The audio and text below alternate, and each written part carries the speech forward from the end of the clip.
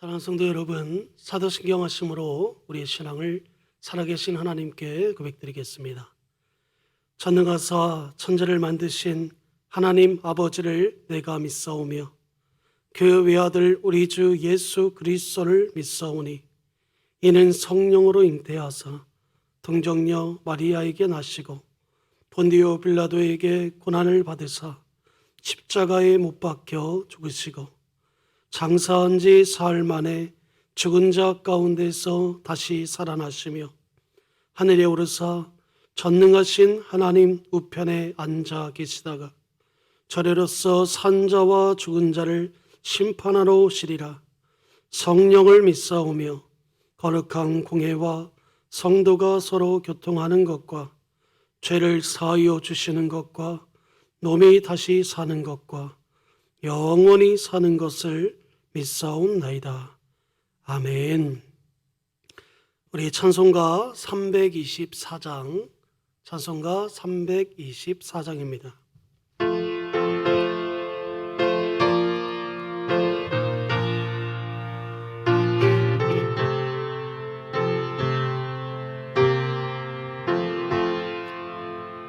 예수 나를 오라네, 예수 나를 오라네, 어디든지 주를 따라 주와 같이 가려네. 주의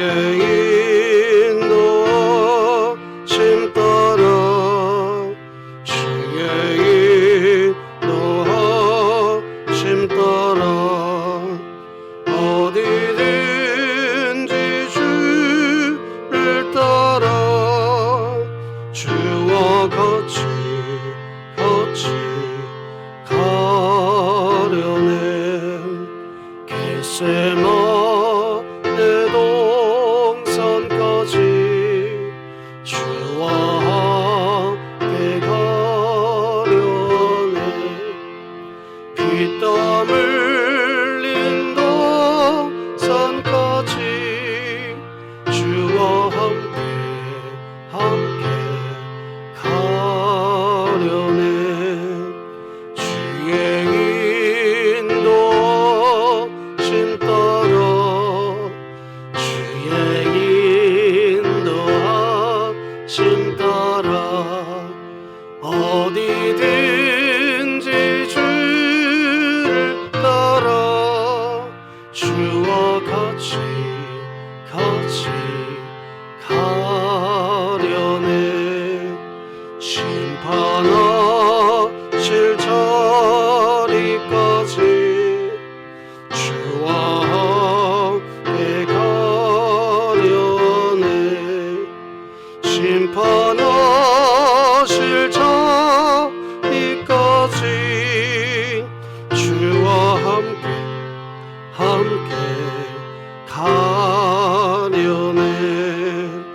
주의 인도하심 따라 주의 인도하심 따라 어디든지 주를 따라 주와 같이 가려네.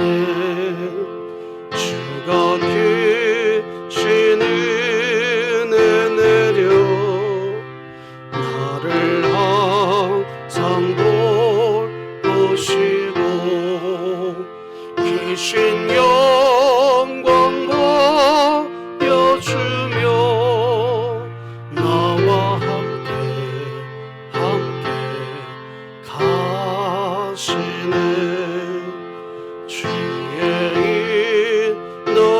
인도하심 따라 주의 인도하심 따라 어디든지 주를 따라 주와 같이 가려네. 아멘. 오늘 하나님의 말씀은 전도서 8장 9절에서 17절 말씀까지입니다. 구약 성경 956쪽에 있습니다. 전도서 8장 9절에서 17절 말씀입니다.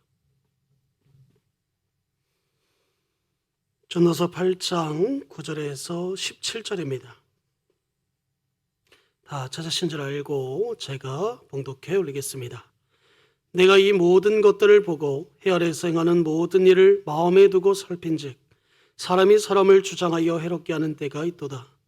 그런 후에 내가 본즉 악인들은 장사 지낸 바 되어 거룩한 곳을 떠나 그들이 그렇게 행한 서금 아래서 잃어버린 바 되었으니 이것도 헛되도다. 악한 일에 관한 징벌이 속히 실행되지 아니하므로 인생들이 악을 행하는 데에 마음에 담대하도다. 죄인은 100번이나 악을 행하고도 장수하거니와 또한 내가 아노니 하나님을 경외하여 그를 경외하는 자들은 잘 될 것이요 악인은 잘 되지 못하며 장수하지 못하고 그 날이 그림자와 같으리니 이는 하나님을 경외하지 아니함이니라. 세상에서 행해지는 헛된 일이 있나니 곧 악인들의 행위에 따라 벌을 받는 의인들도 있고 의인들의 행위로 따라 상을 받는 악인들도 있다는 것이라. 내가 이르노니 이것도 헛되도다. 이에 내가 희락을 찬양하노니 이는 사람이 먹고 마시고 즐거워하는 것보다 더 나은 것이 해 아래는 없음이니라. 하나님이 사람을 해 아래에서 살게 하신 날 동안 수고하는 일 중에 그러한 일이 그와 함께 있을 것이니라. 내가 마음을 다하여 지혜를 알고자 하며 세상에서 행해지는 일을 보았는데 밤낮으로 자지 못하는 자도 있도다. 또 내가 하나님의 모든 행사를 살펴보니 해 아래에서 행해지는 일을 사람이 능히 알아낼 수 없도다. 사람이 아무리 애써 알아보려고 할지라도 능히 알지 못하나니 비록 지혜자가 아노라 할지라도 능히 알아내지 못하리로다. 아멘. 사랑하는 성도 여러분, 오늘 이 밤에도 하나님이 주시는 말씀을 통해서 우리 안에 정말 진정한 하나님의 기쁨과 은혜가 있기를 원합니다. 우리 매일같이 외우는 말씀이 있습니다. 우리 호수아서 1장 9절 우리 함께 같이 읽어보겠습니다. 내가 내게 명령한 것이 아니냐. 강하고 담대하라. 두려워하지 말며 놀라지 말라. 내가 어디로 가든지 내 하나님 여호와가 너와 함께하느니라 하시니라. 우리 이어서 3분 기도 사역도 있습니다. 우리 끝까지 승리하셔서 이 3분 기도의 사역이 정말 처음은 미약할지 모르나 그 끝은 분명한 큰 파장을 일으키며 상대할 것이라고 믿습니다. 오늘은 내가 희락을 찬양하노니 라는 제목으로 우리 함께 은혜 받는 시간 갖겠습니다. 특별히 이 전도서 8장은 악의 문제에 대해서 다루고 있습니다. 특히 이 땅에 왜 악이 존재하는가, 이 땅에서는 왜 선보다 악이 더 많이 승리하는 것처럼 보이는가라는 이 부조리의 문제에 대해서 특별히 8장은 이것을 다루고 있습니다. 이러한 문제는 이 땅에서 하나님을 경외하며 살아가는 그리스도인들에게 던져지는 아주 중요한 질문입니다. 이런 생각을 한 번쯤 해보셨을 거라고 생각합니다. 하나님은 분명히 살아계시는데 왜 이 땅에서 악이 넘치고 악인들이 오히려 더 잘 사는 것처럼 보이는가? 도대체 그 이유가 무엇인가? 하나님은 왜 저런 사람들을 벌하지 아니하시고 그냥 내버려 두시는가? 이런 의문을 한 번쯤은 모두가 갖게 되었을 거라고 생각합니다. 솔로몬이 제기하고 있는 문제도 이와 같습니다. 전도서 8장 10절에서 11절을 쉬운 성경으로 보면 이와 같습니다. 그런데 나는 악인들이 묻히는 것을 보았다. 그들은 한때 성소에 드나들던 자들이다. 그들은 성읍에서 악행을 하곤 했으나 사람들은 그들을 칭송하였다. 이건 역시 허무한 일이다. 악한 일을 해도 당장 처벌을 받지 않기 때문에 사람들은 죄를 짓고자 하는 마음을 갖게 된다. 여러분, 이게 무슨 말입니까? 악한 사람들이 죽어 장례를 치를 때에 사람들이 잘 됐다. 아주 저 사람 살아생전에 그렇게 악을 행하더니 아주 꼴 좋네. 이렇게 손가락질하는 게 아니라 오히려 그의 죽음을 칭송하고 있다고 말씀하고 있는 겁니다. 그렇다면 선한 사람이 죽어 장례를 치를 때는 상대적으로 그 모습이 얼마나 초라했겠습니까? 뿐만 아니라 악한 사람이 처벌을 받지 않는 모습을 보고 사람들의 악한 행함에 있어서 더 담대한 마음을 갖게 됐을 거라고 솔로몬은 고백하고 있는 겁니다. 이와 같이 악의 문제, 부조리의 문제는 과거 성경 시대만 존재했던 것이 아닙니다. 우리도 이 땅을 살아가면서 똑같은 문제에 지금 직면하고 있습니다. 누가 봐도 악한 사람인데 직장에서 앞서 나가고 돈을 훨씬 잘 법니다. 또 예수님을 안 믿고 하나님을 신앙하지도 않는데 공부도 더 잘하고 시험 결과도 더 좋게 나옵니다. 예배를 한 주도 빠지지 않는 나보다 예배를 자주 빠지는 사람이 깔깔거리며 더 잘 사는 것처럼 느껴질 때가 한두 번이 아닙니다. 이때 우리는 어떻게 하게 됩니까? 절망하게 되는 거예요. 포기하고 싶어집니다.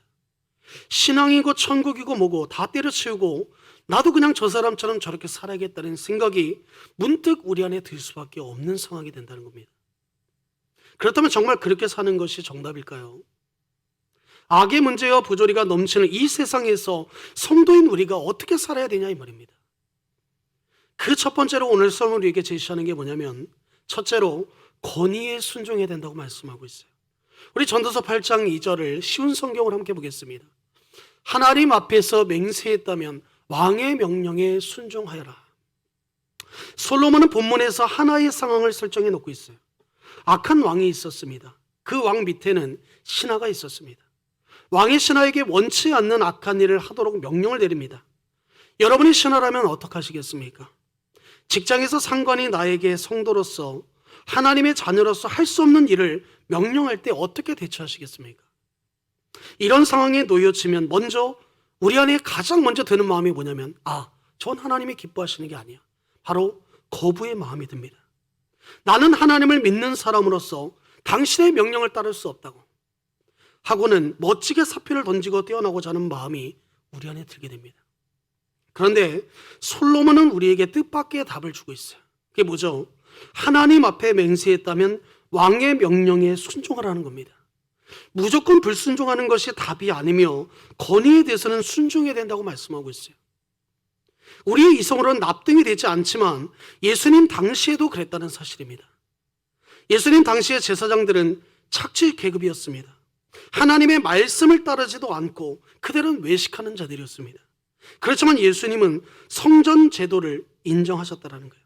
세금의 문제에 대해서도 가이사의 것은 가이사에게, 하나님의 것은 하나님께 바치라고 누가복음 20장 25절에 그렇게 기록하고 있어요. 예수님은 모든 기존 질서에 순종하셨고 제자들에게도 이에 순종하라고 가르치셨습니다. 그래서 전도서 8장 3절에 보면 왕 앞에서 물러가기를 급히 하지 말며 악한 것을 일삼지 말라. 왕은 자기가 하고자 하는 것을 다 행함이니라.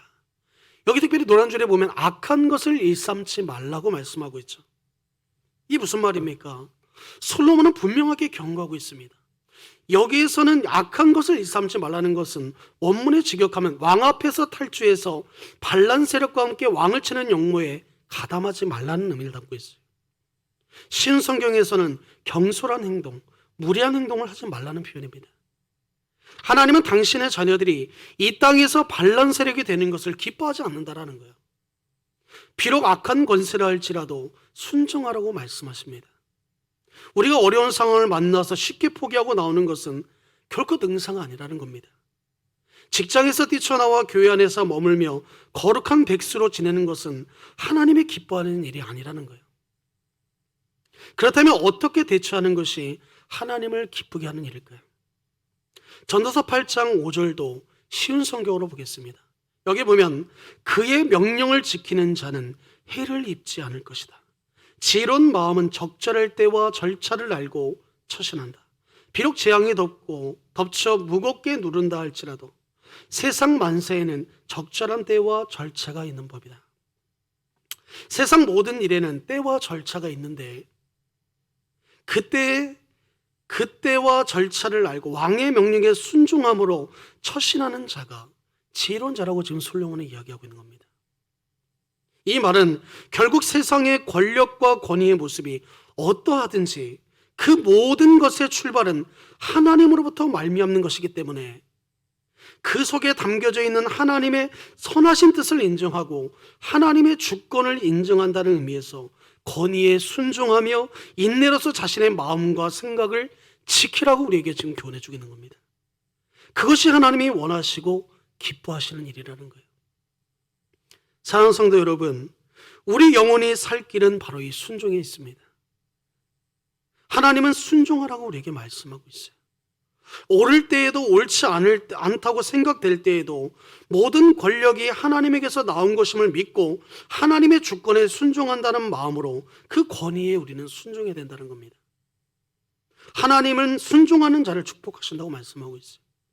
순종하는 자를 통해 악의 문제와 부조리가 넘치는 세상을 변화시키고 회복시킨다고 말씀하고 있습니다. 그래서 우리가 가장 중요한, 우리 일상에 너무나 가장 중요한 것이 있죠. 바로 부모님께 순종하는 겁니다. 그리고 학생들은 선생님께, 교수님께 순종하길 바랍니다. 직장에서는 상관에게 순종하시기 바랍니다. 뿐만 아니라 교회 안에서는 담임 목사님과 장로님들께 순종하시기 바랍니다. 소모임 안에서는 리더들에게 순종하시고 부서 안에서는 담당 교육자와 부장님에게 순종하시기 바랍니다. 아주 중요하다라는 거예요. 하나님은 우리에게 분명히 말씀하고 있습니다. 질서의 하나님이라는 사실이에요. 예수님을 믿고 하나님을 경외하는 사람은 절대로 권위에 대해 함부로 이야기하지 않습니다. 물론 언제나 그들이 옳아서가 아니에요. 그들이 틀릴 수도 있습니다. 위에 해당되는 분들이 내리는 결정이 다 옳지만은 않습니다. 그러나 하나님이 주신 권위이기 때문에 우리는 순종해야 된다는 겁니다. 순종하는 믿음의 성도들이 될 때 하나님이 그 사람을 통하여 일하신다는 사실입니다. 두 번째로 솔로몬이 우리에게 제시해 주는 게 무엇이냐, 바로 이것입니다. 종말론적인 삶을 생각해야 한다. 오늘날 이 시대를 마지막 때다라는 표현을 많이 하죠. 그런데 우리의 일상이 그 두려움과 그 삶의 어떠한 그 두려움에 사로잡혀 살 때가 있습니다. 그런데 오늘 이 본문에 보면, 특별히 전도서 8장 12절에서 13절에 보면 솔로몬이 우리에게 이렇게 이야기하고 있습니다. 악인은 100번이나 죄를 짓고도 장수할 수 있다. 그러나 내가 알기에 하나님을 경외하고 하나님 앞에서 그분을 섬기는 사람들이 잘 될 것이다. 왜냐하면 악인은 하나님을 섬기지 않기 때문에 형통할 수 없고 그들의 날은 그림자처럼 오래갈 수 없을 것이다. 우리가 살아가는 이 세상은 악의 문제와 부조리가 넘쳐나고 있지만 그럼에도 불구하고 우리가, 특별히 우리 믿는 그리스도인들, 하나님의 자녀라고 하는 불리는 바로 우리는 그것을 버텨내고 견딜 수 있는 그 이유가 있습니다. 바로 하나님은 우리에게 최후의 승리를 약속해 주셨기 때문이에요. 그러나 우리는 악인들이 이 땅에서 아무리 잘 살아봤자 곧 심판의 날에 올 것이고 악인들은 결코 하나님의 심판을 면하지 못하는, 피하지 못할 것이라는 사실을 우리는 너무나 잘 알고 있습니다. 솔로몬은 오늘 본문에서 악인들이 그림자와 같다고 표현하고 있어요. 사람의 그림자는 해질녘새 가장 길어집니다. 그렇다면 가장 짧은 때는 언제일까요? 바로 정오 때입니다. 이때는 그림자가 보이지도 않습니다. 성경은 악한 자들이 승리하는 것처럼 보이는 것이 해가 저물 때 늘어나는 그림자와 같다고 표현하고 있어요. 무엇이 그럴까요? 그것이 무엇을 의미하는 것입니까? 그들의 그림자가 길게 보여도 해가 뜨면 곧 짧아진다는 겁니다. 아니, 아예 보이지 않게 되는 거예요.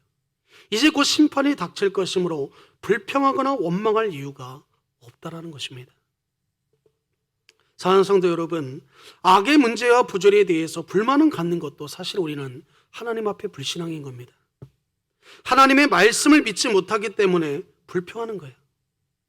하나님이 마지막에 심판하시겠다고 하셨다면 우리는 하나님이 그렇게 하실 줄 믿고 끝까지 우리의 믿음을 견고히 세워가야 된다는 사실입니다. 악인이 잠시 길어진 그림자처럼 이 땅에서 형통한 모습을 사는 것을 보면서 결코 부러워하지 마시기 바랍니다. 부러울 것이 하나도 없는 거예요. 그들은 부러움의 대상이 아니라 우리가 하나님의 사랑으로 그들을 긍휼히 여겨줘야 될 대상일 뿐입니다. 왜냐하면 결국 최후의 승리는 인내함으로 자기 신앙, 믿음을 끝까지 지키는 하나님의 자녀들의 것이기 때문이라는 거예요. 우리는 그 하나님의 최후의 승리, 그 약속에 있기에 오늘도 우리가 있는 그 상황에서 하나님을 예배하고 있고 하나님을 찬양하고 있고 우리가 할 수 있는 한 하나님의 영광을 위해서 할 수 있는 모든 것들을 우리가 하나님 앞에 드리고 있다는 겁니다. 그것이 하나님이 우리에게 진정으로 이 시대에 원하는 거라는 거예요. 종말론적인 삶을 생각한다는 것은 곧 하나님 앞에 선다는 의식을 가지고 우리가 살아가는 태도를 의미하고 있는 겁니다. 마지막에 우리 모두는 하나님 앞에 선다고 말씀하고 있어요. 이런 종말론적 의식과 신앙은 우리 생활의 전반에 영향을 준다는 사실이에요. 종말론적으로 살면 우리의 삶은 달라집니다. 쉽게 생각해보면 이와 같습니다. 내일 모레 금요일에 우리 모두는 하나님 앞에 서야 합니다. 우리에게 남겨진 시간은 목요일 하루입니다. 각자의 이대로 심판을 받고 천국과 지옥의 삶이 결정된다면 여러분은 이 목요일 하루를 어떻게 사용하시겠습니까? 여러분, 축구 경기에 보면 전반전에는 이것저것 많은 시도를 합니다. 아직은 승패가 결정되는 순간이 아직까지는 다가오지 않았기 때문에 패스해야 할 순간에 드리블하면서 겉멋도 부려보고 쉽게 할 수 있는 것도 괜히 어렵게 하면서 이기기 위한 것보다는 거리가 먼 플레이를 한다는 사실이에요. 그런데 경기 종료 5분에서 10분을 남겨놓고 만약에 지고 있으면 어떻게 플레이를 하겠습니까? 승리를 위해 모든 사력을 다할 겁니다. 드리블, 빌드업 이런 게 어디 있습니까? 무조건 센터링입니다. 코너킥 하나 얻으면 골키퍼까지 달려나와서 골을 넣으려고 해요. 잔재주는 다 사라지고 유일한 목적 하나에 충실한다는 사실입니다. 이것이 바로 종말론적인 삶의 모습이에요. 이것이 곧 하나님 앞에 선다는 생각을 하면 쓸데없는 것에 신경을 쓰지 않는 진정한 하나님이 원하시는, 하나님이 말씀에서 재차 이야기하시는 그런 그리스도인의 모습이라는 거예요. 마음을 빼앗기지 않는다는 겁니다. 유일한 목적 하나를 위해 전심전력을 한다는 사실입니다. 악의 문제와 부조리가 넘치는 세상 속에서 살아간다 할지라도 최후의 승리를 주신 하나님을 바라보고 하나님 앞에서 믿음의 삶을 살아내기 위해 전심전력하는 저와 성도님들이 되시기를 바랍니다. 마지막 세 번째는 하나님이 주신 것에 자족하며 감사해야 합니다. 전도서 8장 15절을 함께 보겠습니다. 같이 한번 읽어보겠습니다. 시작. 이에 내가 희락을 찬양하노니 이는 사람이 먹고 마시고 즐거워하는 것보다 더 나은 것이 해 아래는 없습니다. 하나님이 사람을 해 아래에서 살게 하신 날 동안 수고하는 일 중에 그러한 일이 그와 함께 있을 것이니라. 여기 보면 사람이 먹고 마시고 즐거워하는 것보다 더 나은 것이 없다는 표현이 나와요. 참 이상한 표현이지 않습니까? 어떻게 먹고 마시고 즐거운 것이 가장 좋다고 성경은 말하고 있을까요? 성경은 노아 시대와 소돔과 고모라의 시대를 묘사할 때 분명히 먹고 마시고 장가들고 시집가고 장사하고 집을 짓다가 망했다고 기록하고 있는데 왜 이제 와서 딴소리 하는 것일까요? 어디에 장단을 맞추라는 것일까요? 그런데 이 말씀의 의미는 바로 이런 것입니다. 먹고 마시고 즐기는 것 자체는 죄가 아니라는 거예요. 다만 먹고 마시고 즐기는 것 때문에 하나님을 잊으면 그것이 죄라는 겁니다. 내 목적 때문에 하나님을 잃어버리면 안 된다는 거예요. 여러분, 물질 자체가 죄는 아니에요. 그렇지만 그 물질을 버는 것에 내가 생명을 걸어서 하나님을 잃어버리면 안 된다는 겁니다. 자녀들 때문에 어떤 나의 어떤 그 꿈 때문에 하나님을 까마득하게 잊어버리고 나가면 안 된다는 거예요. 우리는 이 세상에서 하나님이 허락하신 것을 먹고 마시고 즐길 줄 알아야 합니다. 다시 말씀드리면 하나님이 내게 허락하신 은혜와 복이 무엇인지를 깨닫고 그것에 자족하며 감사할 수 있어야 된다는 거예요. 우리는 이 땅을 살아가면서 악의 문제와 반드시 직면하게 됩니다.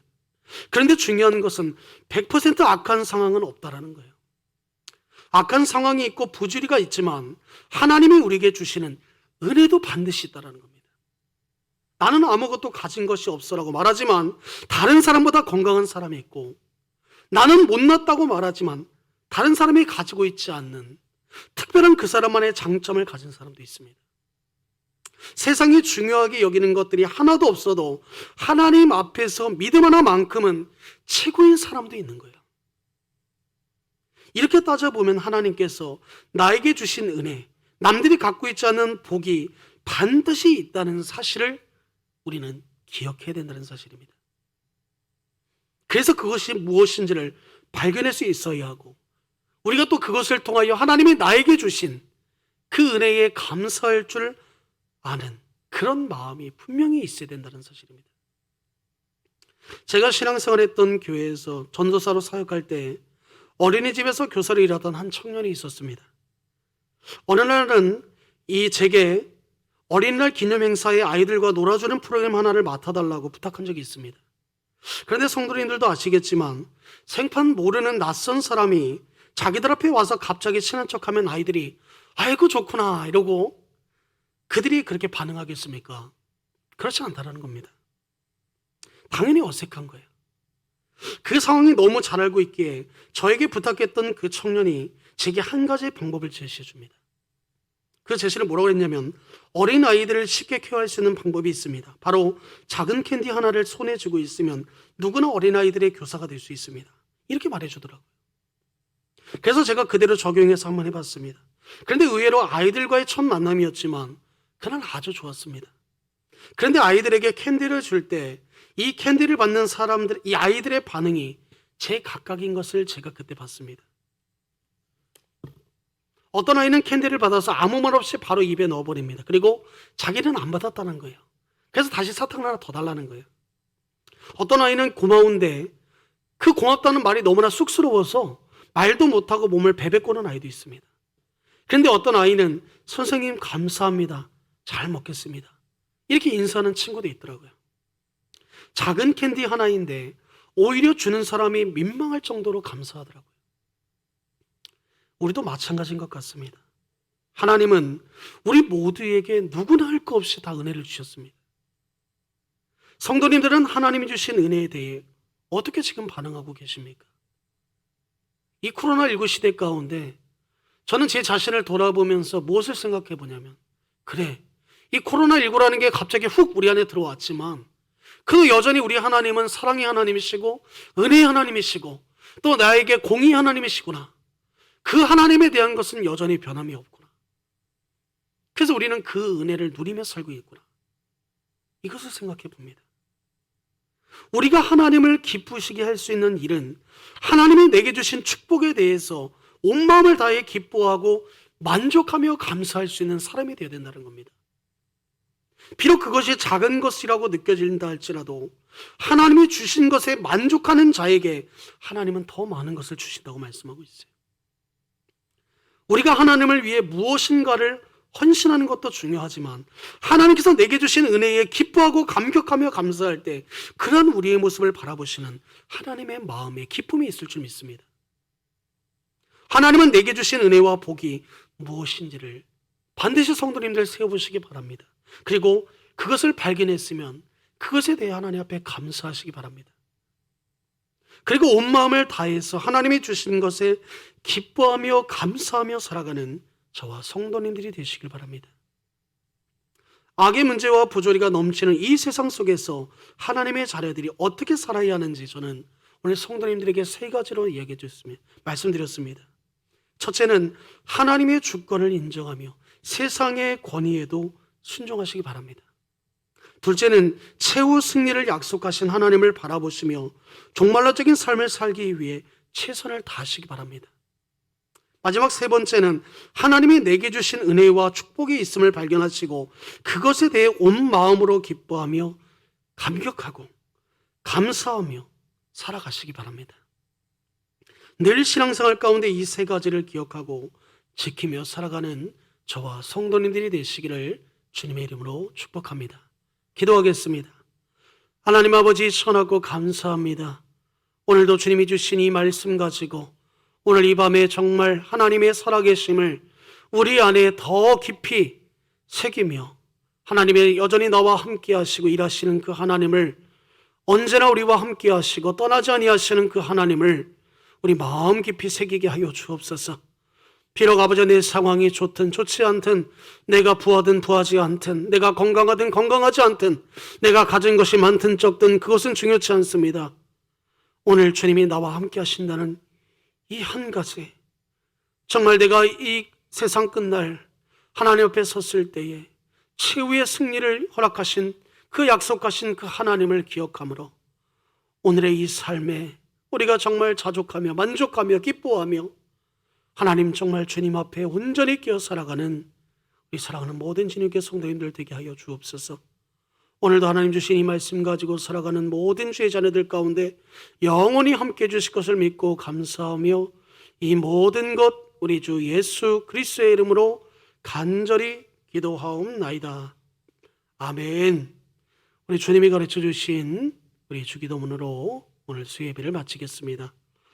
하늘에 계신 우리 아버지여, 이름이 거룩히 여김을 받으시오며 나라가 임하시오며 뜻이 하늘에서 이루어진 것 같이 땅에서도 이루어지이다. 오늘 우리에게 일용할 양식을 주시옵고 우리가 우리에게 죄 지은 자를 사하여 준 것 같이 우리 죄를 사하여 주시옵고 우리를 시험에 들게 하지 마시옵고 다만 악에서 구하시옵소서. 나라와 권세와 영광이 아버지께 영원히 있사옵나이다. 아멘. 사랑하는 성도 여러분, 오늘의 이 밤의 이 시간도 주님과 동행하며 오늘 하루를 마무리하는 그런 시간이 되시길 바랍니다. 감사합니다.